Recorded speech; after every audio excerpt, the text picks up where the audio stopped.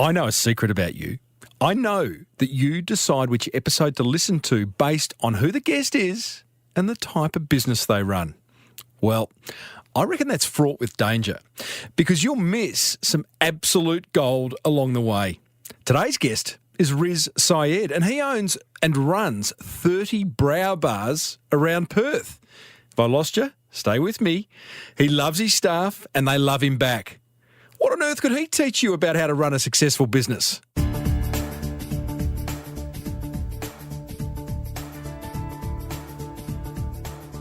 Hey, before we get stuck into episode 397 of the Small Business Big Marketing Show, the Marketing Gold is made possible thanks to Prosper and Design Crowd. Prosper is Australia's #1 online lender to small businesses. You can quickly apply online for loans up to $250,000, get a fast decision, and in most cases, receive the funding in under 24 hours. Give them a buzz, 1300 882 867. See how they can help you and tell them Timbo sent you. And we're also made possible thanks to Design Crowd, which is the world's #1 custom design marketplace where with access to 550,000 designers, you'll get the perfect design every time. And you can get $100 off your brief over at designcrowd.com/Timbo. I said, welcome to a small business marketing show where successful small business owners share their souls to take your marketing straight to the lead. Now, here's your host, Mr. Timbo Reid. And welcome back to the Small Business Big Marketing Show. I am your host, Timbo Reid, but you, infinitely more importantly, you're a motivated business owner and you're ready to crank out some great marketing to build that beautiful business of yours into the empire it deserves to be. Big show today. Riz Syed of Zubia's Brow Bars in Perth shares how he's managed to open 30 stores in just one state in the last few years and create a tribe of loyal, long-term staff along the way. I'll show you how and why to fish where the fish are, and we go back into the vault revisiting a chat I had with gold medal Olympian Stephen Bradbury. Told you it's a big show. As per usual, there is marketing GOLD dripping from the ceiling over here at Small Business Big Marketing's HQ. So let's get stuck right in.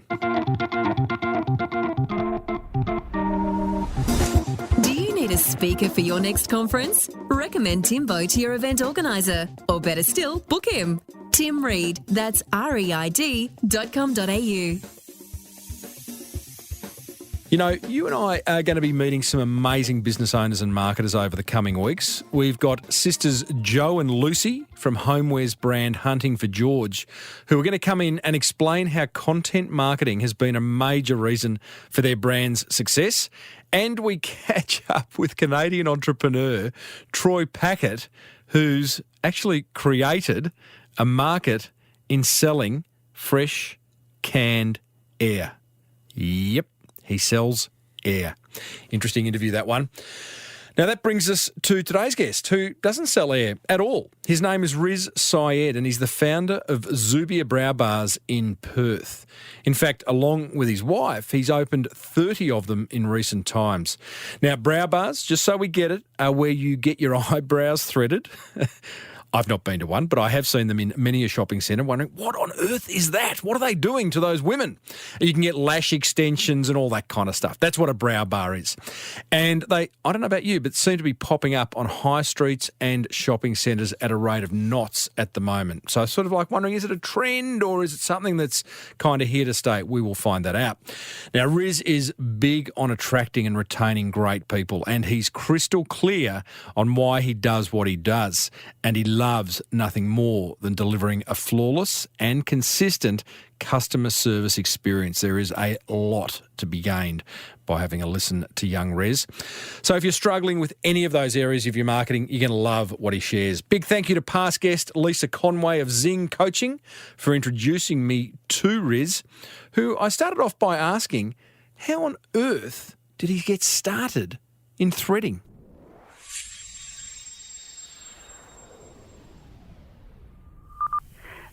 very interesting question.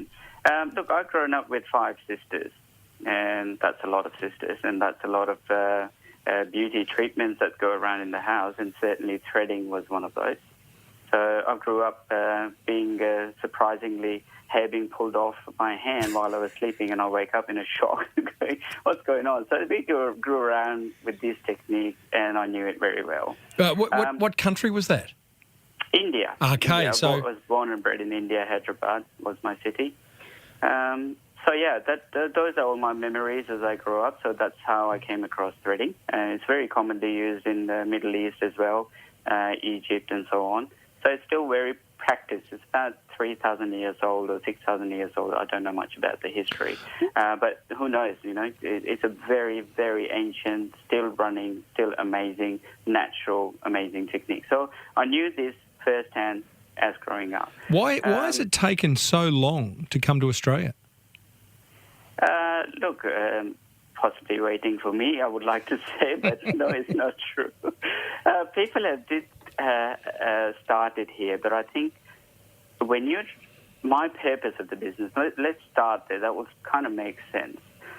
Look, I grew up in a business environment. My dad was a businessman. My brother followed him, and he is into business. I grew up into business integrity. That's an everyday normal process for me. So that's how I knew life. And I thought business was a very chaotic thing, but this is how it was run in India. So that's what I felt. And I thought, I'll do a good education in IT. I'll get a good job. I'll do 95. And then after that, life is sweet. And what do you need from life? Hey, that's what I thought. I've got it all figured. Come back to Australia, start to do my degree, start a job, and I very quickly found myself bored to death going, is that it? Can't be it. What was the degree? I did a Masters in Information Systems in South Australia. I love it. USA. So I love that. Yeah. Already I love this story because you've gone and done a Masters in South Australia on Information Systems. I don't even know what they are. And now you're running an incredibly successful threading business. Well done to you. Yeah. Okay. Yeah. So it comes down to that. So I came here, figured out that's not the thing to do. And then my wife is also very amazing. She's done Masters in teaching French as a foreign language. She's worked for a very big language institution that is across the world called Alliance Française. So she's there. She's also business-oriented. She doesn't come from a business background, but she always was keen to do more and learn more and do things. So we both come together, and we're thinking, hey, we could do something, but the purpose has to be right. And the purpose purely for me and my wife was it has to be genuine, has to add value to people's lives, and has to be towards good health and good practices. And we want to change or bring those things to our society because Australia is such an amazing country. Only one thing I'll tell you about Australia that I absolutely love is called freedom. It's freedom to the bone. So you can absolutely go at anything. People are so supportive and helpful here that I found that I couldn't possibly have the same environment in India. And I've loved it. And I've really felt like I could do something here. I could give back for what I received. So I love this. So at some point, you and your wife have sat down, you go, you know what, the Masters bores me. Your wife was looking for some kind of change away from working for the language school. Was there a kitchen table kind of meeting where you bounced around a whole lot of ideas? Yes, we looked into several things. It wasn't until my sister, who is in the US, who's got several salons, doing this exactly, rang me up and said, I was saying, this is what's going on in my life. Why don't you do what I do? And I said, what do you do? Sorry, I never asked you too much because I've got 5 sisters. I can't go into too much detail. So this is what I do, and you can come over and have a look. So we went. We had a look.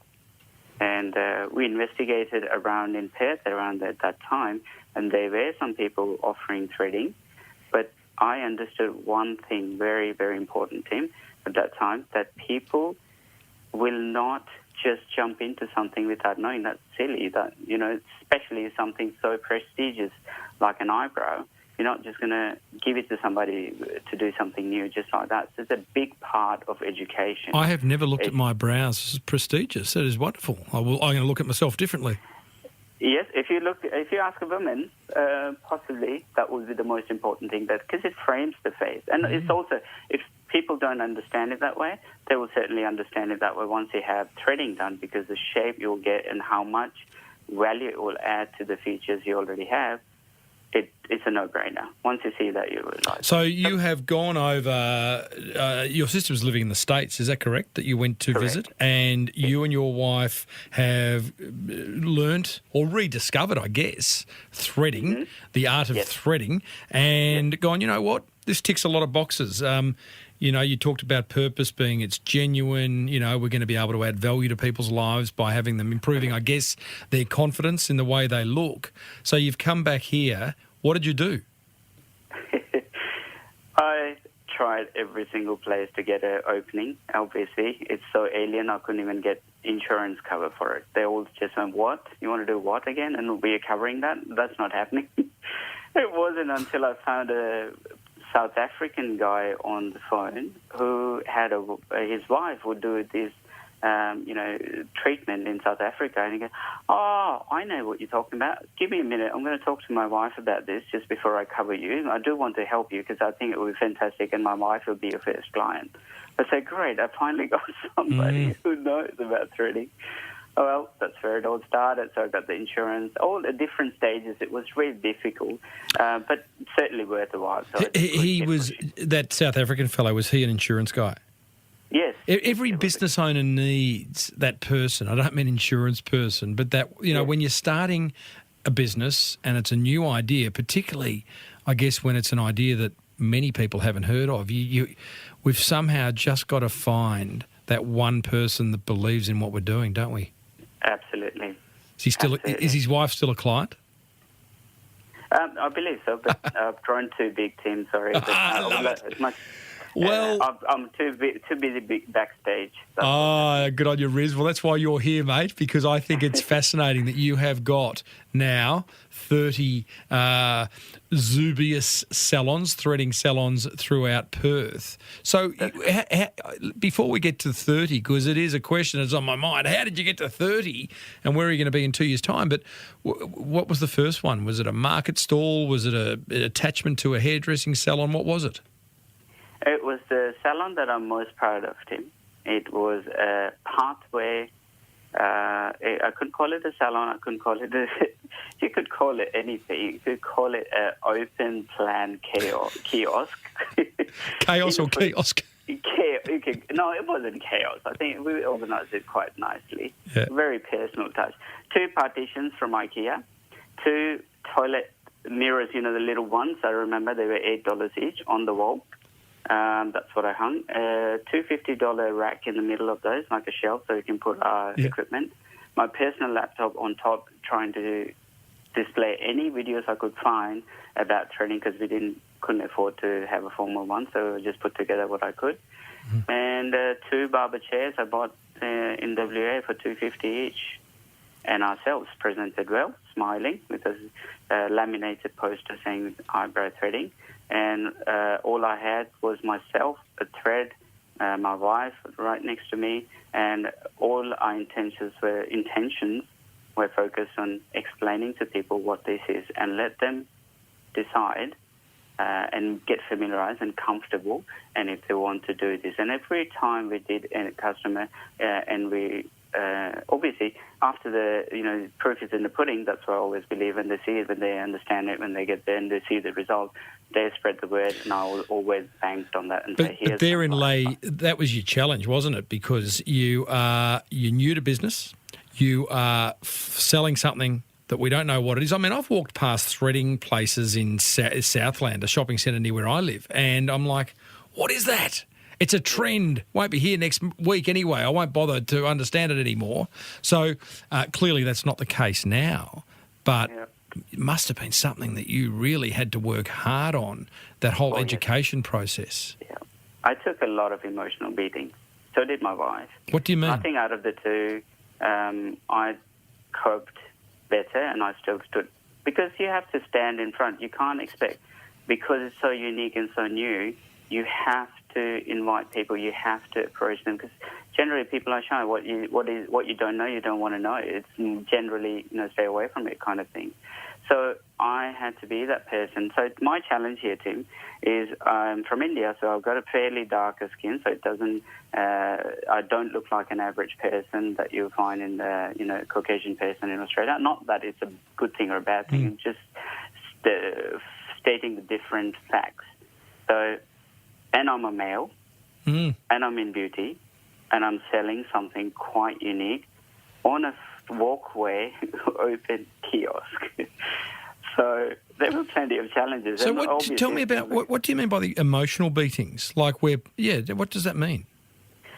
People who don't actually understand what threading is, they'll be quick to judge, and they will make comments that, oh my God, they're lifting the face with a thread, or they'll say, oh my God, that's just wrong. And people actually, if I approach them to say, all I want to give you is some knowledge, it's up to you if you don't do it, but I would like 1 minute of your time, if you may, I would just like to explain to you. And then I will get some answers which would not be pleasant, but I kept stuck at it, because all I'm looking for is that one person out of 10 will be happy to listen, happy to learn, and that's what I focused on, always focused on. Those customers made my day. Your wife didn't handle the emotional beatings as well. Was there a moment back around the kitchen table, Riz, where you're kind of going, maybe we're not going to make this work? Never doubted it, mate, never. From the day one, from that phone conversation with my sister, I had my business set up, done. What about your wife? I had to get her to buy in eventually. I'm good at that. How? Well, I knew I couldn't do it without her. Guarantee that, because I am a little bit like Lisa Conway in the sense that I've got the drive, I've got the willpower, and I can see the end straight away, and I can see the bigger picture. Obviously, I'm not great at details, which is my wife. She's brilliant at that. She's a brilliant organizer. She can calculate, work out things. She can lay beautiful plans. So together, we're unbeatable, and I knew that from the get-go. So I had to get a buy-in from her, and I showed her all the confidence in the world that I could. So I said, I will go on my own if I have to. I will quit everything, and I will do it. I seriously believe it, and we can make this happen. I had to paint that picture for her, and she did come in, and I'm so glad that she did, and she doesn't regret it for a bit. And we have built only on our confidence together, and we are a solid team as ever can be. As you were doing the sell on your wife, Riz, were you confident? Absolutely. 100%. Wasn't going to fail. So what was the tipping point where all of a sudden you're heading towards your first 10 stores? Were you just backing yourself, or did something happen that showed you that this is actually going to be pretty big?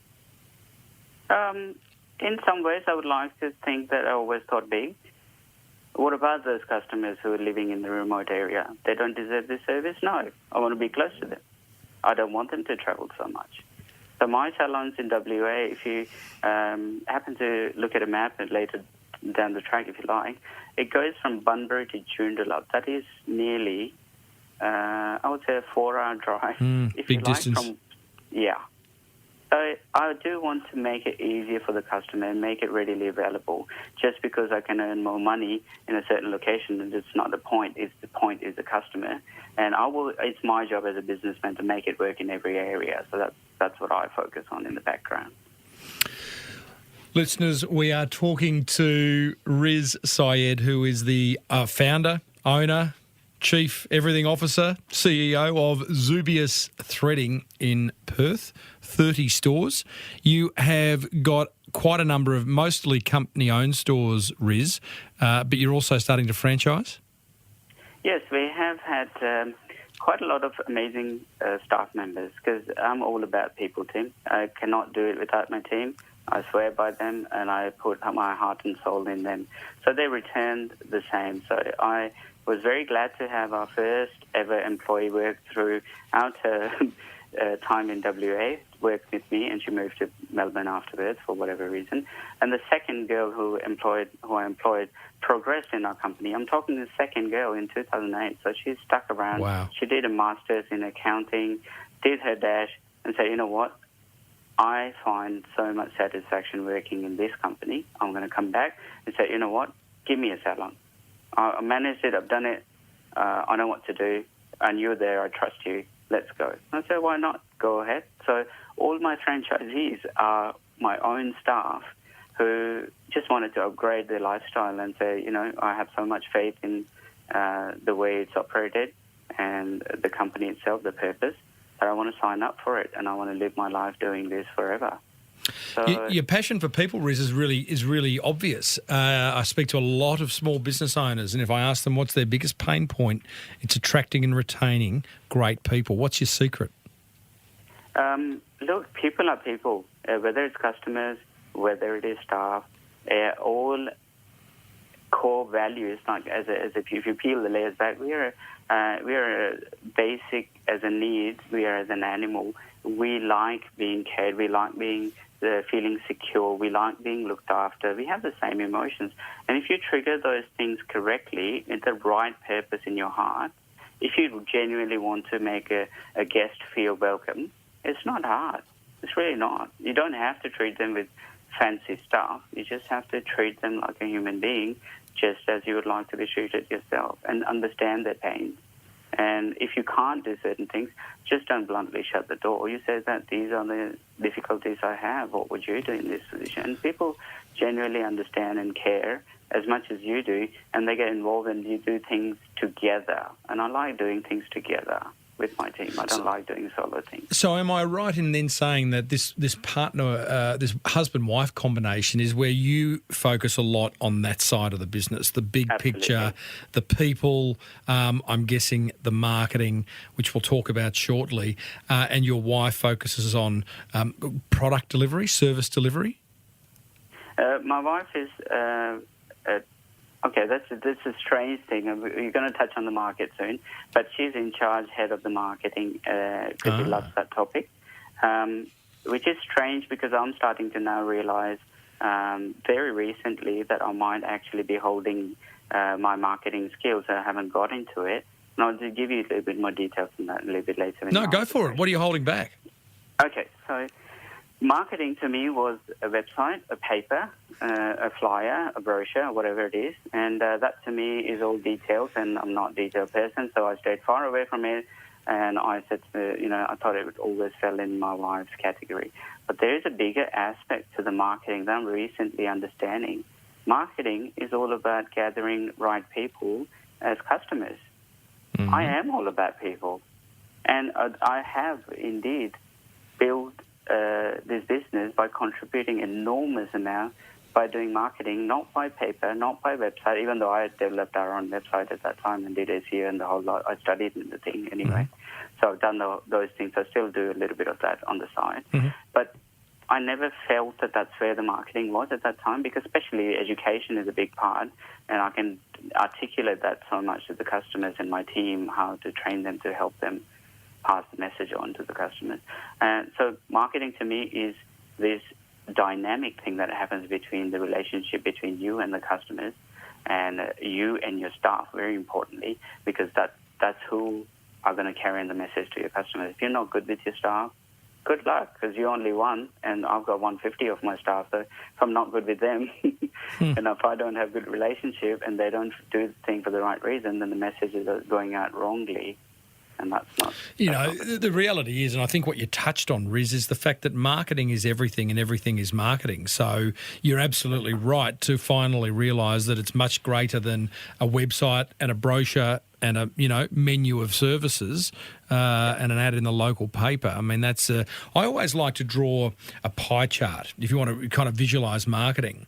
And that pie chart represents 100% marketing, but a very, very tiny wedge are those things that you just mentioned. So it's just everything you're doing. I mean, the way you're managing your clients, your staff, your communications, just everything. So it's a good realisation, and it probably you probably should feel freer in having that realisation. Yeah, it is just happening, Tim, and I'm actually listening to Lisa's podcast this morning in the car. The interview I did with Lisa Conway. Yes, the one that you did with Lisa Conway. And I thought to myself, I'm so much like Lisa in so many levels. You believe it or not, we had this similar journey in life. I even went and worked for HK just like she did. So Do you underestimate, or have you historically underestimated just what you're capable of? I absolutely think so, yes. And it all thanks to Lisa Conway. Geez, you're giving her... We would probably have to run her phone number now so everyone can contact Lisa bloody Conway. Yeah, no, she is gold. She is gold. She is gold. She is But tell me gold. more about that backing yourself now. So you've got this confidence that is going to win. My question is, you got 30 stores. Why haven't you got 300 stores? And is that just around the corner?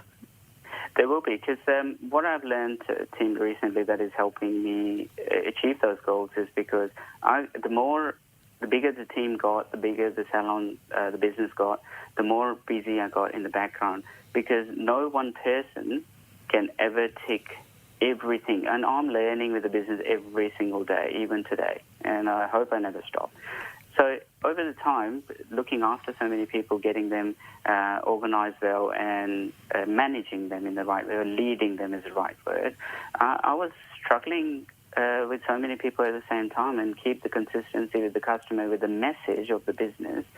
And it didn't happen until Lisa came into play that she helped me get some ordinance, some planning, some culture, business culture, and she developed me as a leader. So that helped me autopilot a lot of things, and the culture helps people understand what we're doing, and they get on with that. And that gives me room to actually work on the business, which is what's happening right now. So that's where I'm quite confident that next year we should be doing, in 2018, there should be some big movements in our company. How many stores by the end of 2018? Haven't put that number down. Outside of Perth? Are you going national? Absolutely, yes. National would be great, yes, and I do have some areas that landlords are yelling out for our company to be there. Fantastic. As a presence, so yes, it will be pretty interesting to do so. You've created a Zubias Threading. You've created a brand from scratch, Riz. You finding that being absolutely consistent with the way that brand presents itself across 30 stores, soon to be however many hundred stores, is that a challenge? It's the biggest challenge anyone could face. When you are in your salon, one salon, two salons, you are very quickly able to upgrade something or get rid of something, a flyer or a brochure. I'm talking little things to bigger things, habits. If a staff was doing something a certain way, now we've changed that. We've found a better way of doing it. Imagine that change in 30 salons that will happen at once. That is a big challenge. How do you maintain that brand consistency? Communication and figuring out the ways the most effectively it works for you and your team together. And that's the key. And if you figure out how to most effectively and most efficiently communicate with the team, then you're onto something. What is your most efficient way of communicating with what is a big team now? First of all, you need to have a relationship. You need to have clear messages. You cannot have multi-directional messages where people can get confused. Keep it simple, keep it concise, and make everyone understand why they're there. Why are you coming to work? And understand their why as well, because they might have their own purposes to be at work. So once you understand those, you import the right kind of people that suits your business. That's very important. You start with the right ingredients, you have a half-decent dish. If you don't start with the right ingredients, good luck, because it's not going to be good. Even one can spoil the whole thing. Yes, true. We're talking with Riz Syed of Zubias Threading. Riz, you have a very interesting pricing model, and pricing is one of those things that I know many business owners struggle with. You've got this offer where you have unlimited threading plus a few additional little bonuses from $8 a week.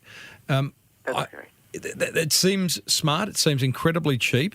How's that gone for you? It's really, really, really effective, Tim, and it actually helps the business generate revenue as it goes, and it also helps build the business. So you keep loyal customers, reward them for being loyal, Your income revenue might be reduced a little bit, but they're coming in. So we do lots of other things apart from just the eyebrows, obviously. So there's a value in that. Plus, it attracts more people. We can focus on adding more people into our business, more customers into our business by giving those customers great value, because they will go out and talk to people, and people bring people. Busy salon brings more people, more customers. Hey, what are they doing that is so busy? I want to go and check it out. So all of these things are non-tangible, and there are certain tangible aspects as well. It grows the business so well. So that extra value is limited for the loyal customers. It's just a thank you to say that you're going to stick around with us for 6 months, help our revenue, give it a quick surge when they buy the membership, which also helps. So it all adds up. It's a good business sense, good model. Another thing that you're particularly passionate about, I've seen a video that you've done. It sits on YouTube. In fact, listeners, I'll put it in the show notes. But it's talking about, it actually explains the Zubias experience using the 5 senses through the eyes of a customer, which I don't know why it's there, because it's sort of, maybe it's for franchisees or to attract franchisees, but it's quite clever, and clearly customer experience is everything to you. What is the customer experience for someone looking to use Zubias for threading? Firstly, I'm very, I'm giggling inside. I don't know how many people are going to end up watching this video. It is millions. Well, you might be giggling. Let me just, because I think what you're thinking is, it's an amateur video, and I did it a while back, and I do it better this time. Is that what you're thinking? No. Oh, there you go. I'm very comfortable in my skin, but I do think it's pretty hilarious.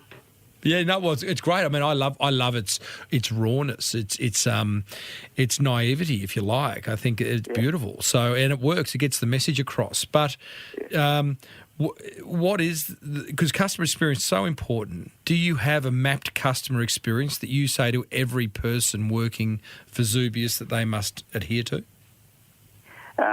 Look, generally a lot of girls come from different cultures here, because the threading is, we have tried in the past to actually train some of the students from the school and to get them the Aussies chance. Aussies, when I say Aussies, the people who are coming from background where threading was not their thing. Mm-hmm. They haven't grown up with thread in their hand. Those are the type of people I'm talking about in general. So we did try to teach and coach some youngsters to see if we can generate their skills and interest into our business. But it happened that it didn't work out so well as we thought. So we end up having people who are grown up with this, and generally ends up being people from Iran, India, and Pakistan, and so on and so forth. We have an expression. I'm from India myself, and a lot of girls we work with are from India as well. But in general, this group of people, a guest is reflecting God, and that means a big deal for them, for the culture itself, when I say them. So that's the easiest example I use. A customer is your guest, full stop, and let the brain run and do the job. So it's almost equal to God. So you do everything to make sure you please them and you greet them. And I simply said, they are paying your bill, my bill, everyone's bill. So we have to thank them and be grateful that they chose to come to our shop. What's highlighted to me, Riz, and Aussie business owners are going to probably get the shits with me for me saying this, but your Indian culture has brought with you a deep, deep respect for people and for the customer and for staff, which maybe, and I could be wrong here, I don't know, I'm just putting it out there, maybe we don't see enough of, and maybe that's the reason for your success? Possible. I'm very people person, I'm very work from my heart thing. So I look for the same thing. I've given chance to people or the girls that I've hired. We're struggling to string two English letter words together to form a sentence. And I saw that they are genuine. It came through to me, their personality, because I'm a good reader of people, because that's my passion, because I understand people. And I said, you know what, you're very passionate, you're very driven. Only limitation is English. That's nothing. You'll learn it in no time. You've got plenty of support. All the other girls will help you around it. And in no time, you'll be fine. Just focus on doing these skills correctly. I'm going to train you, teach you everything. English will come. You're going to live here. That's fine. So I've given opportunity to, so proudly, I say that I've given opportunity to several of my girls who would have found it hard to fit into the society. And these are hidden gems that I found. That some girls are just so impressive. Must be very rewarding for you, Riz. What do you say?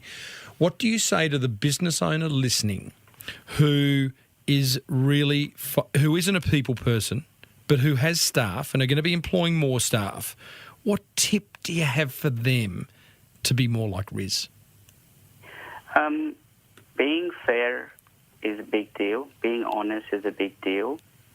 Doing what you say and saying what you do, big deal. Never ever say anything that you not going to come through and think. It's just like kids. Really, I would never do that to my child. If I promise something, it's going to happen. That's it. Full stop. Don't make fake things. And if they see that you're consistent and you keep putting good things in the good cookie jar, then you're allowed to put access the bad cookie jar as well. If they do something naughty, you're able to tell them and they'll take it like a champion because you're there. They know that you mean the best. It's easy. It's that classic, who wrote 7 Habits of Highly Effective People? Steve...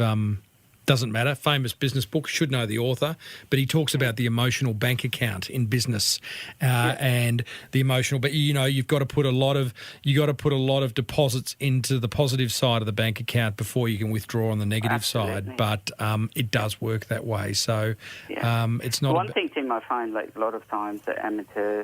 I could accuse myself of this, but I've learned over time that when you walk in, your business owner, your heart and soul is in every brick of this shop, right? You walk in and you're wanting this thing to be 100%. Okay, you walk in and you go, that's not right, that's not right, that's not right, that's not right, that's not right. What did you just walk into the shop with? What kind of energy, what kind of message? Everyone's going to be like turtles hiding back. So walk in, I first smile and look at everybody, make a good connection and bring in that positive energy into the service. It only helps with overall, brings more customers. Honestly, I don't know what it is about positive energy. It brings several customers. People get attracted to it from miles. So walk in, smile, connect to your people. All of the other things, whichever thing is not right in the salon, it's your fault as a leader because you might not have been clear enough. So you focus on yourself, take a hard look and see how I can communicate better and help them get better positively. Very good lesson I've learned. That's the biggest thing I can give you. That builds your team so strong that you'll love it. I can't top that, Riz, and I don't think you can either. I want to congratulate you on having great success so far with Zubias Threading and look forward to hearing when you open that 100th salon. Thanks for sharing on the Small Business Big Marketing Show. Thank you so much for having me, Tim. I appreciate it.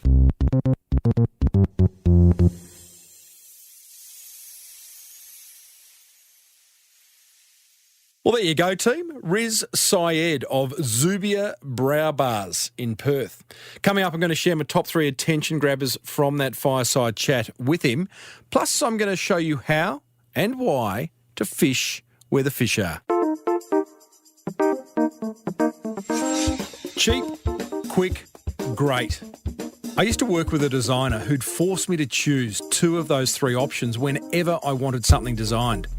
As a small business owner with limited funds, it drove me nuts that I could never have all 3. That's why I love Design Crowd.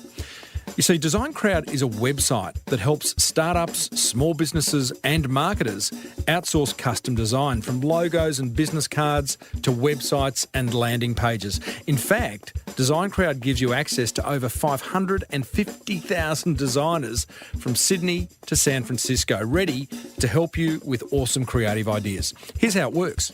You post a brief describing your design need. Within hours, you'll receive your first design, and over the next 3 to 10 days, a typical project will receive 60 to 100 different designs from designers around the world. You then pick your favourite, make any changes, and pay the designer.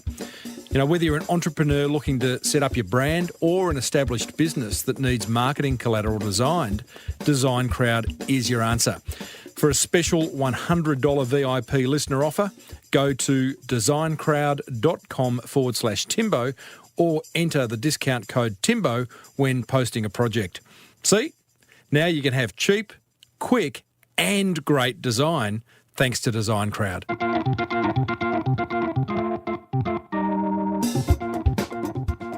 Cash flow in business is everything, right? That's why I'm excited to introduce you to Prosper, Australia's #1 online lender to Aussie small businesses. But don't take my word for it. Small business owner Nioli Scobie of Truly Tea won the contract to supply the Opera House and needed to quickly ship tens of thousands of tea bags and 2 tonnes of loose leaf tea. Where was she going to get the money for that? Okay, well, I already supplied, part of the Opera House, and then they offered me, inside the Opera House, which is a very big deal, and I had to have a lot of stock on hand. You can't say no to the Opera House when they place an order, they want it the next day, and those are the terms of trade, and I wasn't going to say no to them. I'd knocked back too many opportunities in the past, so I phoned up a finance guy I trusted. He said, look, there's a new player on the market, Prosper, give them a call. I gave them a call, and within 24 hours I had the money in the bank. Prosper, Prospa. That's where she got the money. Apply online in 10 minutes to borrow up to $250,000. Call 1300 882 867 or visit prosper.com/Timbo.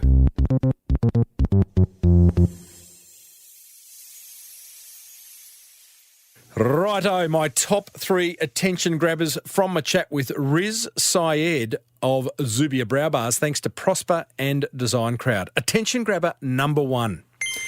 Have a crystal clear and genuine business purpose that you know will add value to your customers. It's very refreshing to hear Riz talk about his and seeing how it works across all parts of his business. I think it's probably a fundamental reason for his business's success. Attention grabber number 2, focus on your people by deeply understanding why they work for you. Great advice by Riz. Now, it will, of course, be different for each staff member, so spend time understanding them at an individual level. And if you want to learn more about how to create a happy team, then you could do a lot worse than going back and listening to episode 396 that I recently did with Jen Lim from Delivering Happiness. Great concept about how to make sure your staff come first, really, which is a little bit counterintuitive, but have a listen to that and you'll understand why. Attention grabber number 3, Riz's pricing model of offering $250 unlimited threading for 6 months. I think that's genius. I love a clever pricing model. I think sometimes pricing proves so difficult for many small business owners that they kind of take the path of least resistance. But maybe have a think how you could apply a membership-style recurring revenue model to something that you sell. Riz certainly has, and it's working a treat. That's what grabbed my attention. Head over to smallbusinessbigmarketing.com/397. Leave a comment. Let me know what piqued your interest.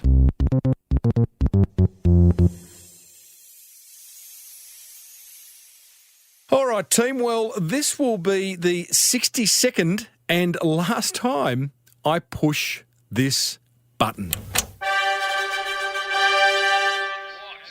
What have you got to lose?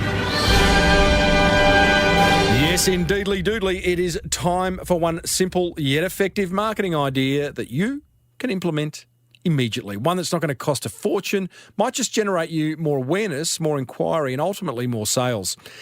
I call today's idea the fish where the fish are hack. Just this morning, I had a small suburban cafe advertising on a statewide radio station. Now, unless that cafe is absolutely exceptional, and if it is, then why are they advertising? I'm guessing most people who hear their ad will never visit the cafe. That's a huge amount of wasted audience that the cafe is paying for. So if you want to make every dollar of your marketing budget count, and I'm guessing you do, then here's my 3 steps to fishing where the fish are. Step 1, identify where your ideal clients seek information. If you've got a pet sitting business, ask the local vet or pet groomer if they'll display your brochures. Maybe you're a landscape gardener. Offer to do a display at the local nursery. Or maybe you organise kids' birthday parties. Then place chalk stenciled ads on the footpath outside schools. Get the idea? Step 2, once you've identified where your prospects are, then create engaging messaging that will get their attention. And step 3, go all in and launch your campaign. No more tiptoeing around the edges, just go all in. And here's the pro tip. If you don't get the response you were hoping for, then don't stop completely. Tweak things. Try a new headline for your brochure, a different location in the nursery for the garden display, or a different coloured chalk for your stenciled ad. That's my 3 steps to fishing where the fish are. And you can head over to smallbusinessbigmarketing.com/397 where you'll find a link to this post, plus some additional resources to bring this idea to life, including a link to purchase a copy of my signed book, The Boomerang Effect, which will get you in the right marketing mindset. So, What have you got to lose?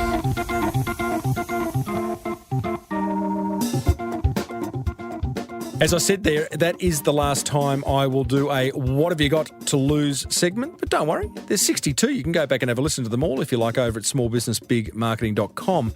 Plus, I'll be launching a new segment in next week's show, which I know you're going to love because it is going to make your website rock. In fact, it's going to make your website ignite. But more on that next week. Hey, you and I cover some serious marketing ground in this show. Have you listened to the chat I had with gold medal Olympian Stephen Bradbury? I asked him if he was annoyed that people say he only won an Olympic gold because he was lucky. Mate, I'm the first person to admit I was incredibly lucky to win that. I'm probably the luckiest Olympic gold medalist in history. But that doesn't change the fact that I had to be in position to give myself a chance to win. I competed at 4 Olympics, trained 5 hours a day, 6 days a week for 12 years, and that's not lucky. Mm. When you work hard enough for long enough at something, eventually you start to make your own luck. Never a truer word spoken. You know, most successful business owners I speak to will agree that it takes years and years to be an overnight success. So if sometimes you feel like, you know, is this all worth it?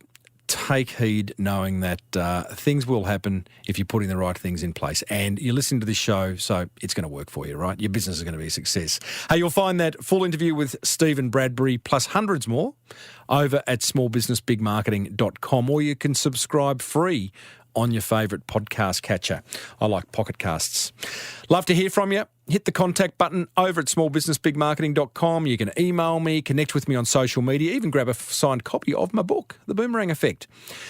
Be sure to check out Prosper. They make this show possible, PROSPA. They're Australia's #1 online lender to small businesses, and you can quickly apply online for loans up to $250,000, get a fast decision, and in most cases, receive the coin in under 24 hours. Gee, that's good. Love a fast-moving business. Visit prosper.com/Timbo or give them a buzz, 1300 88 2867. And check out Design Crowd, the world's #1 custom design marketplace where, with access to 550,000 designers, you'll get the perfect design every time and you can get $100 off your brief at designcrowd.com/Timbo.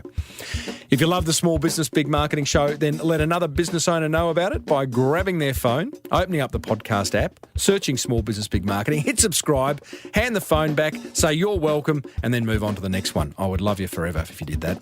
Until next week, I'm Timbo Reid. Thanks for tuning in. May your marketing be the best marketing. Bye for now.